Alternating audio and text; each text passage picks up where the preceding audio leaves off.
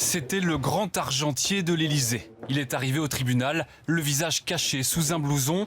Il comparaissait cet après-midi avec son compagnon, marchand d'art, ainsi que ce jeune trentenaire poursuivi pour recel de vol. Thomas M. a été maître d'hôtel à la présidence de la République pendant 5 ans, jusqu'en novembre dernier. Il est jugé pour avoir dérobé des assiettes en porcelaine, des tasses à café et des coupes de champagne baccarat utilisées dans les grands dîners officiels de la présidence. Environ 150 pièces disparues, dont ces assiettes bleues et or du service aux oiseaux livrées à la présidence en 1872 et qui peuvent valoir très cher. On voit un exemple d'une assiette du modèle livré pour le Palais de l'Élysée qui, elle, date de 1861 et qui s'est vendue à Vienne pour 1 300 €. C'est effectivement choquant parce que c'est notre patrimoine commun.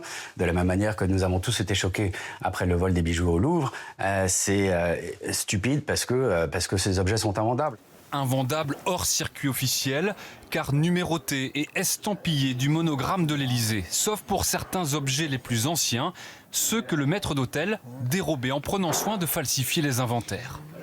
Il les revendait par l'intermédiaire de son compagnon sur des groupes Facebook de collectionneurs, et essentiellement à ce trentenaire versaillais Guilain M, féru de porcelaine. Nous avons pu échanger avec lui ce matin. Le jeune homme reconnaît les faits et s'en explique. J'ai péché par aveuglement de cette passion dévorante. L'argent ne m'intéressait pas, je n'ai rien revendu. Je conservais tous ces objets soigneusement emballés dans ma chambre. Ironie de l'histoire, le jeune homme était gardien au Louvre.